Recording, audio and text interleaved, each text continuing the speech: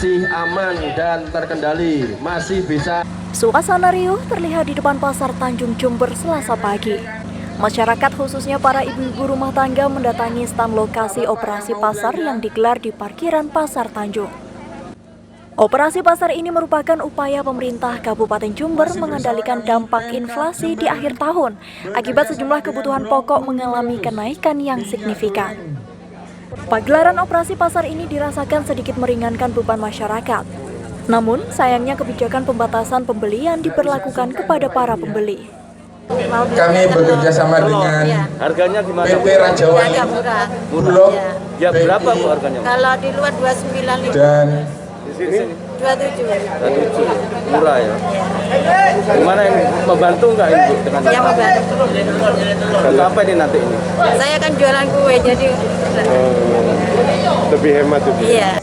Dengan dukungan dari beberapa pihak distributor bahan pangan, sejumlah bahan pokok dijual dengan harga murah.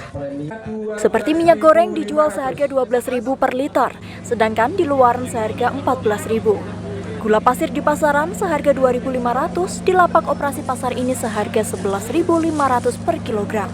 Sesuai dengan arahan Bapak Bupati, mulai bulan Desember ini setiap hari Senin, Selasa, dan hari Sabtu, pemerintah Kabupaten Jember menyelenggarakan kegiatan operasi pasar. Operasi pasar ini dalam rangka bertujuan untuk menekan inflasi di bulan Desember.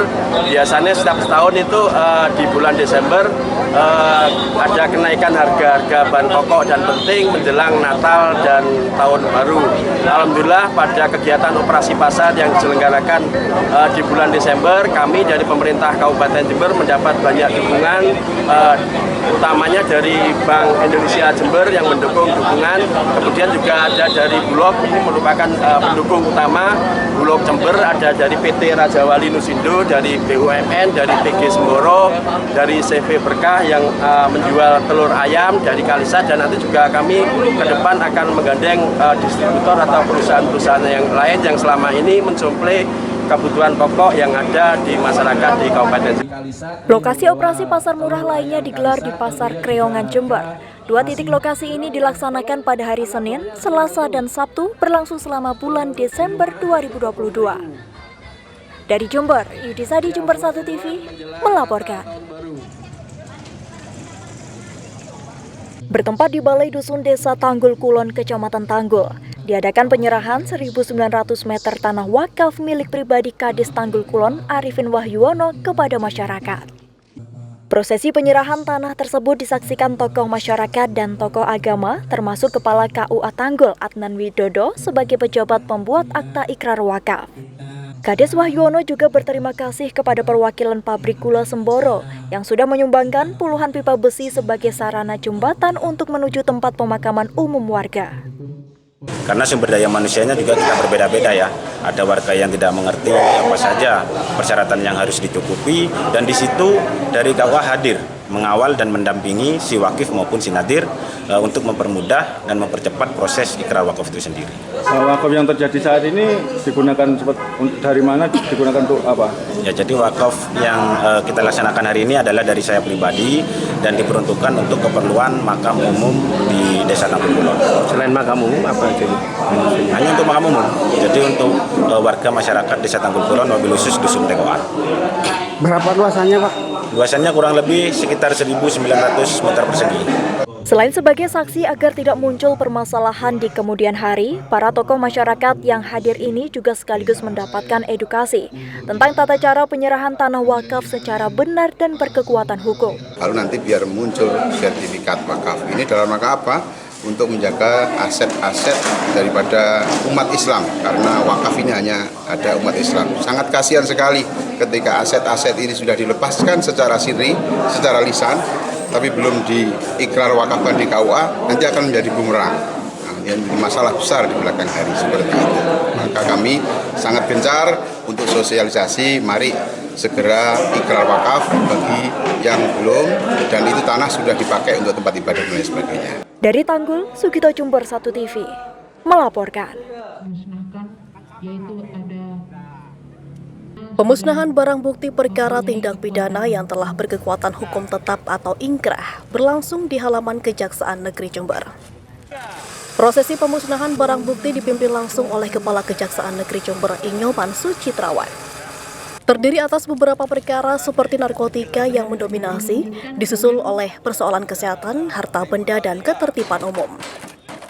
Sebanyak 281.720 butir obat keras berbahaya berjenis trihexypenidil beserta 34.856 butir pil dextrometorphan dimusnahkan dengan cara diblender serta 3 butir ekstasi dan sekitar 2.332 gram narkotika jenis sabu turut dimusnahkan.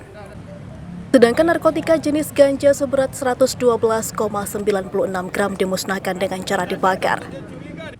Pembakaran juga dilakukan untuk barang bukti dengan jumlah paling fantastis, yakni 2,4 juta lembar uang palsu yang saat diamankan berjumlah 1 tas dan 12 kardus. Sedangkan barang bukti lainnya seperti telepon genggam, dompet, kaleng kosong, alat isap sabu, dan plastik klip dengan total 3.114 item dimusnahkan dengan cara dipukul dengan palu lalu dibakar. Pemusnahan barang bukti kali ini didominasi kasus narkotika. Pihak kejaksaan mengaku khawatir dengan tingginya angka kasus narkotika ini dan akan mengancam masa depan generasi muda. Kejari terus berkoordinasi dengan Pemkab Jember untuk menghadirkan peran Badan Narkotika Nasional atau BNN di Kabupaten Jember. Selain itu, pihak kejaksaan juga berharap pada 2023 mendatang Kabupaten Jember mampu memiliki pusat rehabilitasi bagi para pengguna narkotika. Ke depan 2023 kami akan selalu mensosialisasikan bahayanya narkotika. Dan kami akan coba juga bagaimana caranya ya BNN bisa masuk ke Jember. Kami juga mencoba akan menyampaikan dengan pemerintah daerah dan kami juga mencoba bagaimana caranya pemerintah daerah mengadakan tempat rehab di Jember ini. Ya, jadi supaya siapa pengguna ya bisa namanya pengguna itu ya kita bisa rehab, bukan berarti kita memasukkan yang bersangkutan nanti malah menjadi pengedar gitu. Jadi kita mohon nanti untuk evaluasi ini 2023 kami akan selalu continue koordinasi dengan pemerintah daerah, begitu juga dengan kepolisian bersama-sama, mungkin dari BNN provinsi kami akan sama-sama bahwa penyalahgunaan narkotika di sini juga cukup tinggi. Selain dimusnahkan, sejumlah barang bukti yang disita oleh Kejaksaan selama 2022 juga dilakukan proses lelang. Hasil lelang tersebut nantinya akan diserahkan menjadi kas negara atau kas daerah atas permintaan dan persetujuan pemerintah setempat. Dari Jember, Yudisa di Jember 1 TV melaporkan. Hal ini terungkap saat giat audit kasus stunting kedua dan rakor TPPS di Gedung Balai Serbaguna Kecamatan Kaliwates, Jember. Dalam sambutannya, Wakil Bupati Jember yang juga menjabat sebagai Ketua TPPS Kabupaten Jember Muhammad Palia Firjon Parlaman mengapresiasi kinerja para relawan yang tergabung dalam TPPS Jember. Dengan bukti turunnya angka stunting yang kini di angka 6,14% atau hanya 10.069 balita yang stunting dari jumlah total balita sasaran sebanyak 163.967 anak. Angka tersebut turun drastis dibanding tahun 2021 yang mencapai 23%. Meski telah menunjukkan kinerja yang baik, namun Wabub tetap menginstruksikan para anggota TPPS tetap semangat untuk terus menekan angka stunting di Jember. Selain itu juga mewujudkan Jember Zero Stunting atau tidak ada penambahan kasus baru. Insya Allah ketika kita berjalan bersama-sama tidak ada yang tidak mungkin. Ketika kita satu dan hari ini menunjukkan bahwa ini persiapannya nggak lama loh Mas. Ini ternyata dari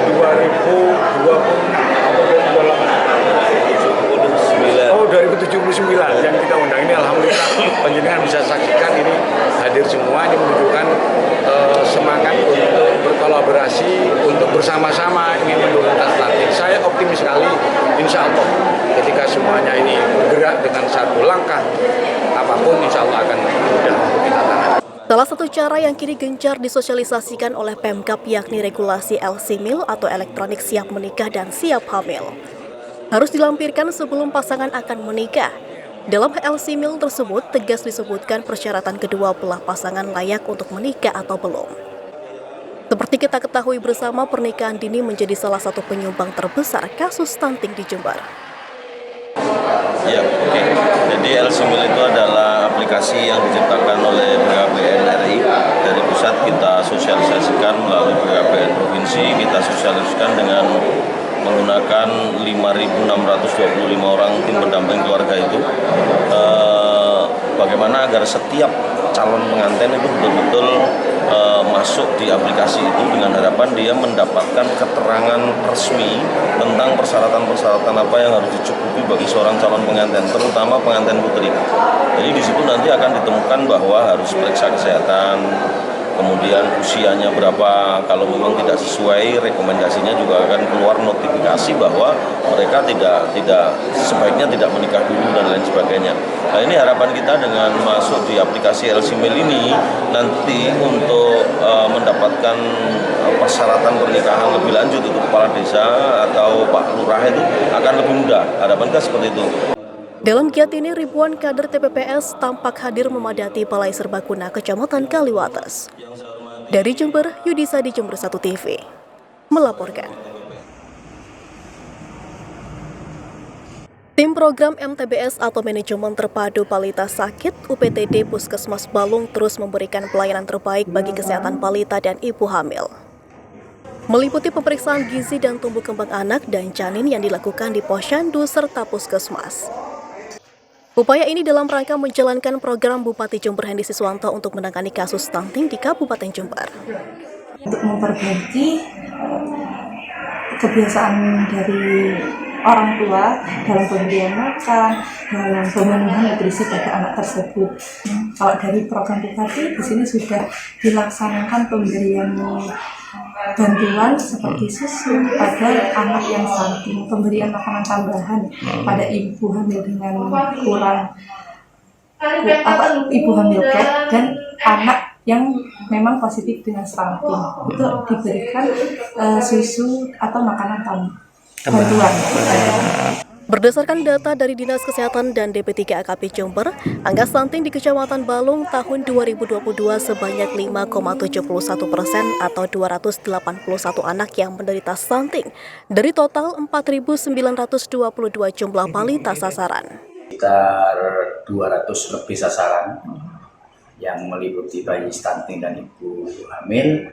Kita berikan support berupa makanan dan susu pada bumil dan bayi stunting. Harapannya dengan pemberian makanan tambahan ini bayi stunting yang masih masuk pada 1000 hari kehidupan maka dia akan mendapat asupan gizi yang cukup sehingga nanti berikutnya hari-hari berikutnya dia akan bisa tumbuh berkembang lebih baik. Diharapkan angka stunting di Kecamatan Balung bisa ditekan hingga mencapai atau mendekati 0%. Dari Balung, Bambang Sugiarto, Jember 1 TV melaporkan. Kondisi hasil pengerjaan pavingisasi yang ada di Dusun Sumberjo, Desa Glundengan, Kecamatan Wuluhan ternyata disesalkan oleh sejumlah warga setempat. Lantaran sudah mulai renggang dan bergelombang, padahal pengerjaan baru sekitar 1 bulan. Warga juga menemukan material paving yang dinilai tidak layak pakai dan mudah hancur. Apalagi proyek ini tidak ditemukan papan rincian sumber dana kegiatan yang memang sangat diperlukan sebagai bentuk transparansi penggunaan uang rakyat yang disetor melalui pajak kepada negara. Rasul selaku warga Desa Glundengan mempertanyakan penataan paving yang dinilai tidak presisi dan juga material yang dianggap kurang layak. Kualitas paving kurang bagus, juga tidak ada papan pembangunan itu. Jadi prasasti pun tidak ada ya? Tidak ada. Jadi kita masyarakat itu bertanya-tanya, sebetulnya ini proyek bansos, apakah ADD, apakah dari mana? Harusnya kan ada papan pembangunan, setelah papan pembangunan itu nggak ada, diganti prasasti kan gitu. Dapat 1 bulan sudah kayak ini. Sedangkan di sini tidak ada bencana alam, tidak ada banjir, ini nggak ada. Hafid selaku pelaksana kegiatan atau PK Desa Glundengan Kecamatan Wuluhan membantah jika dituding melakukan pembangunan secara asal-asalan. Mengenai papan nama, pihak pelaksana mengaku sudah melakukan pemasangan namun tak lama kemudian hilang serta terjadi hujan deras yang disertai angin kencang. Secara rinci, pelaksana melaporkan bahwa program Jalan Usaha Tani atau CUT ini bersumber dari dana desa tahun 2022 dengan total anggaran di titik ke-1 sebesar Rp113.139.300 dengan panjang 212 kali 2,5 meter yang berlokasi di Dusun Sumberjo, Desa Klundengan. Di titik yang kedua dengan total anggaran yang sama memiliki rincian panjang 212 kali 2,5 meter juga berlokasi di Dusun Sumberjo, Desa Klundengan. Dengan adanya beberapa kerusakan, pihak pelaksana mengaku siap untuk melakukan perbaikan setelah musim panen selesai sebelum pergantian tahun. Memang perlu diketahui bahwa waktu pengerjaan kemarin musimnya penghujan dan lagi tekstur tanahnya itu enggak begitu bagus, terus nggak ada TPT, jadi tanggapan untuk desa untuk secepatnya memperbaiki gitu. Siap mau diperbaiki karena masih menunggu, ini masih banyak lalu lalang kayak kendaraan panen, jagung, gitu. Mungkin minggu-minggu inilah siap untuk diperbaiki. Sebelum akhir tahun ini, Pak ya? Oh iya, siap akhir tahun ini. Dari Wuluhan, Bambang Sugiarto, Jember 1 TV melaporkan. Kemudian PLT Wali Kota Semarang, kami persilakan. Kabupaten Jember kembali menorehkan prestasi. Terbaru, Jember meraih penghargaan sebagai peringkat pertama capaian peningkatan indeks pencegahan korupsi tertinggi tahun 2021 dibandingkan tahun sebelumnya dengan nilai 59,33 dalam kategori pemerintah kabupaten. Sebelumnya pada tahun 2020, Bupati Jember Hendi Siswanto menyatakan bahwa nilai Kabupaten Jember masih pada angka 20. Namun pada 2021, indeks pencegahan korupsi di Jember naik dengan nilai 59,33. Bupati menyampaikan penghargaan tersebut ditujukan untuk seluruh insan di Kabupaten Jember. Namun tetap berpesan agar harus tetap berhati-hati dan menghindari semua hal yang bisa menarik kita terhadap perilaku korupsi khususnya di lingkungan pemerintahan. Dengan harapan Kabupaten Jember bisa meningkatkan lagi nilai indeks pencegahan korupsi pada tahun 2022 ini. Hari ini alhamdulillah kita Kabupaten Jember mendapatkan apresiasi dari KPK dalam rangka kegiatan hari memperingati Hari Anti Korupsi Sedunia di Gedung Bidakara, dan tadi alhamdulillah Jember mendapatkan predikat bisa menaikkan indeks untuk pencegahan korupsi yang dibandingkan dengan tahun sebelumnya. Jadi dibandingkan tahun 2020 dan dengan 2021, dan kita pada saat 2020 masih posisinya 20 nilainya, dan saat tahun 2021 alhamdulillah meningkat menjadi 57,9%, dan ini peningkatan yang signifikan dan kita mendapatkan penghargaan dari KPK. Tentunya penghargaan ini adalah penghargaan kita semua. Tentunya kita harus hati-hati semua dengan semakin banyak mendapatkan penghargaan, kita harus lebih rapi lagi. Kita harus betul-betul hindarkan semua yang namanya korupsi. Kita betul-betul tolak yang namanya korupsi, dan tentunya kami berharap tahun 2020 nanti kita akan meningkat lagi, bukan 57 bahkan bisa 80 bahkan 90. Terus kita terus berjuang. Kedepan Bupati akan mengajak seluruh warga Jember untuk memberantas korupsi dan mencegah perilaku korupsi. Dari Jakarta, Tim Liputan Jember 1 TV melaporkan.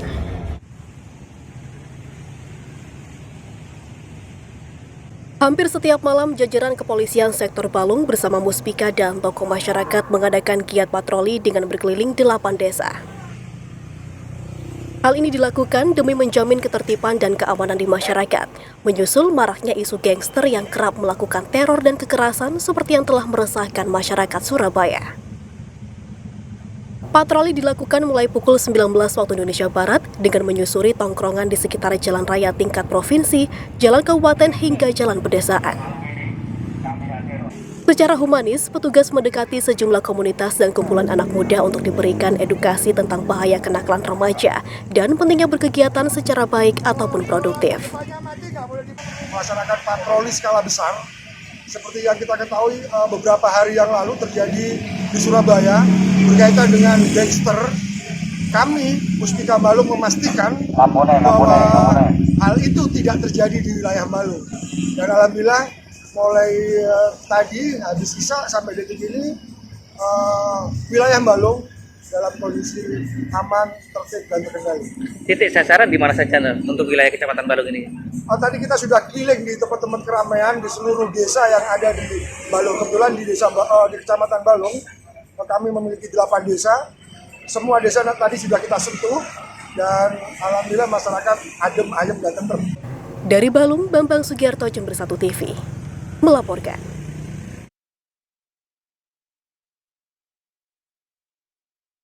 Menjadi salah satu poin dalam Tridharma Perguruan Tinggi, pengabdian kepada masyarakat menjadi nilai penting sebagai wujud aplikasi ilmu dan pengetahuan selama belajar di bangku kuliah. Melalui wisuda Universitas Jember kali ini, 1.000 wisudawan secara resmi lulus dari program sarjana, magister hingga doktor. Salah satu yang menarik adalah kiprah inspiratif wisudawan terbaik program sarjana, yakni Ananda Stefani Jessica Herliana Suherman. Selain memperoleh nilai indeks prestasi kumulatif yang tinggi yakni 3,96, sarjana dari Fakultas Pertanian ini juga turut memberikan kontribusi terhadap pengembangan potensi pertanian, khususnya di kawasan Jember Selatan melalui sistem hidroponik. Nama saya Stefani Jessica Herliana Suherman. Iya benar Mbak.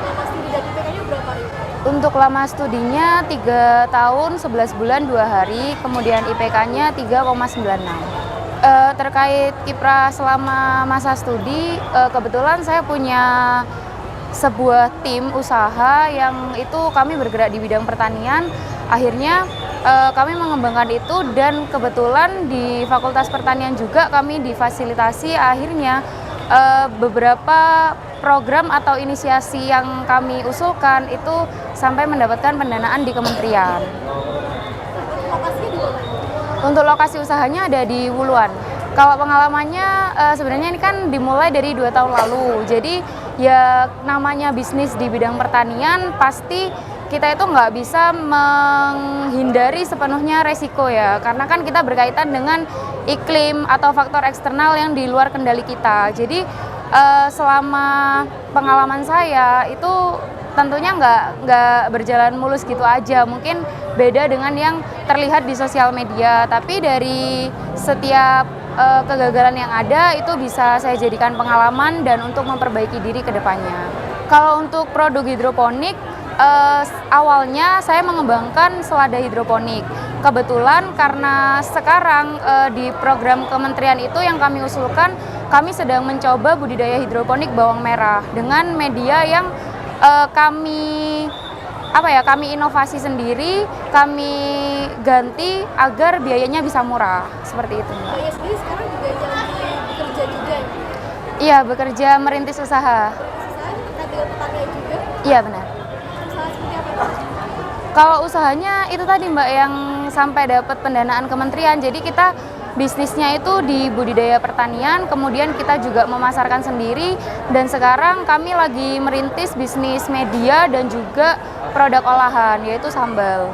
Kalau harapannya buat saya kepengennya menjadi wirausaha yang bisa membuka lapangan pekerjaan dan bisa terus berkreasi untuk dunia pertanian di depannya. Kemudian untuk orang tua, harapan saya agar selalu mendukung apapun yang menjadi cita-cita saya dengan tidak kayak menyuruh atau memberi alternatif lain untuk bekerja di instansi dan lain sebagainya. Jadi biar saya sendiri sebagai mahasiswa, sebagai anak dapat dengan bebas berkreasi seperti itu. Profesor Sutriyono selaku Dekan Fakultas Pertanian Universitas Jember juga turut memberi apresiasi dan dukungan terkait prestasi yang dicapai oleh mahasiswanya. Dirinya pun berharap riset pertanian organik berkelanjutan bisa menunjang perekonomian masyarakat khususnya di Jember. Salah satu wisudawan yang terbaik pada saat ini dan 2 periode berturut-turut itu dari Fakultas Pertanian, yaitu Saudari Jessica, di mana dia merupakan wisudawan yang perlu dicontoh.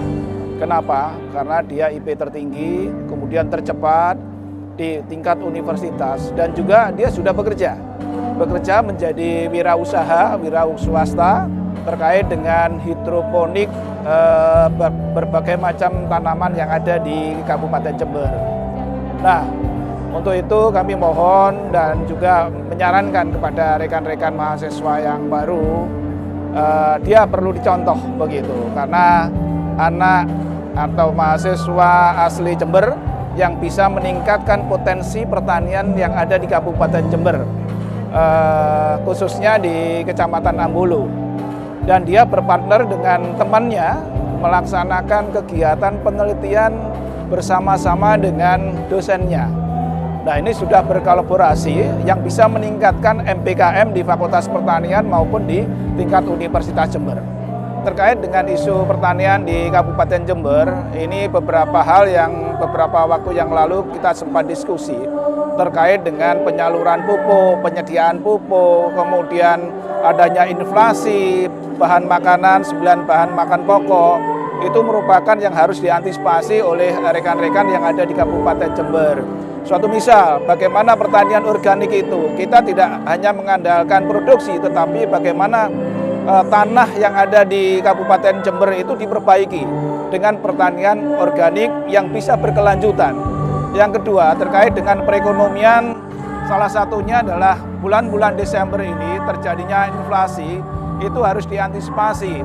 Apakah benar-benar inflasi itu terjadi atau mungkin masih dalam taraf stabil, sehingga daya beli masyarakat itu masih bisa bertahan. Kalau memang itu tidak bisa bertahan, maka diharapkan untuk adanya operasi pasar dengan bahan pokok makanan yang ada di Kabupaten Jember. Harapan saya secara pribadi dan khususnya di Fakultas Pertanian, adik-adik sebelum melaksanakan kegiatan riset itu diharapkan dia bisa berwirausaha begitu, berwira swasta terkait dengan pertanian, sehingga begitu lulus dianya itu bisa menghasilkan income yang diperoleh oleh adik-adik di bidang pertanian itu. Selain itu, fakultas-fakultas yang lain saya kira sama. Harapan para dekan, para pimpinan, para bapak rektor juga sama. Jadi tidak hanya bekerja mengandalkan mungkin pegawai negeri, tetapi diharapkan adik-adik bisa berwirausaha agar supaya dia bisa mandiri dan bisa menyumbangkan tenaganya dan bisa menyerap tenaga kerja di bidang pertanian atau fakultas-fakultas yang lainnya. Semua potensi yang dimiliki para sarjana lulusan kampus Tegal Poto selama studi di kampus ini diharapkan bisa membantu mereka menjadi generasi pemimpin berikutnya di bidang apapun. Dari Jember, Pia Mediana dan Rias Waradilah, Jember 1 TV melaporkan.